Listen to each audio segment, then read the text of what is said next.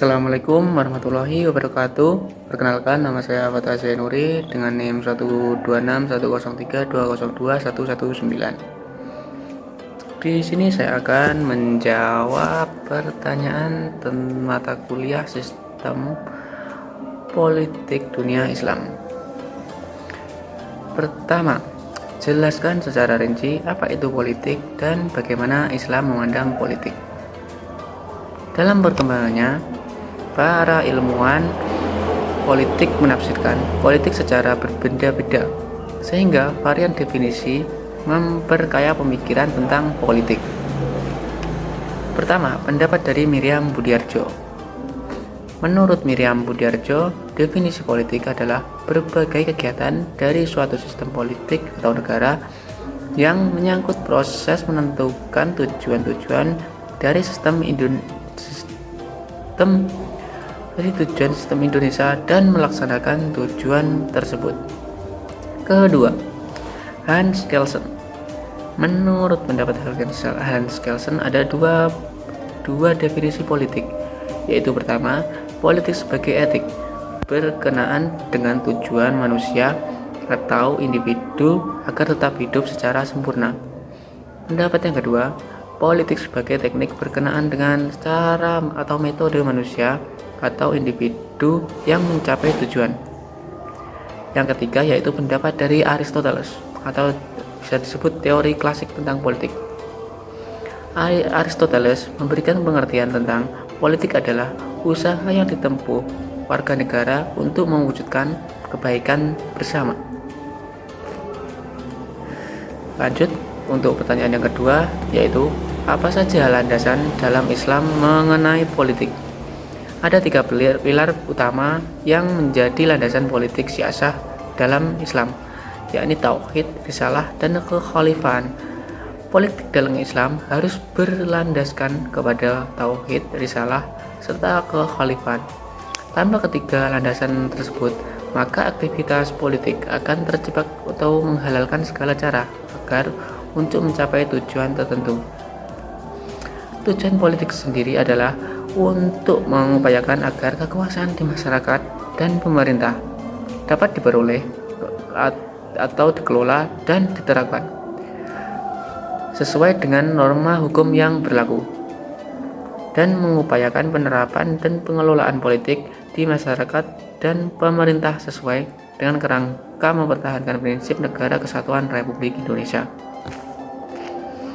Untuk pertanyaan yang ketiga, yaitu bagaimana analisis kalian tentang apakah Islam mengamini tentang politik? Menurut saya, Islam mengamini tentang politik. Bagaimana demikian? Islam merupakan agama yang sangat peduli terhadap politik. Namun, bukan berarti politik sebagai tujuan, melainkan sebagai alat untuk mencapai tujuan yang lebih mulia baik di dunia maupun di akhirat. Agama Islam terdapat sistem politik, ketatanegaraan, sistem ekonomi, sistem sosial.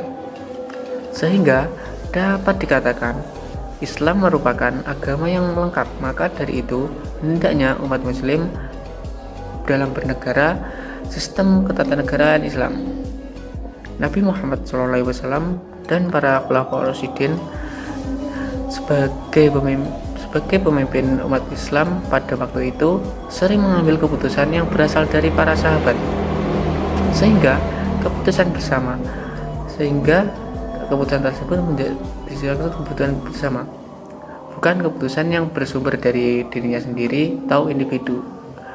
Selain itu, Islam sangat menekankan pentingnya politik.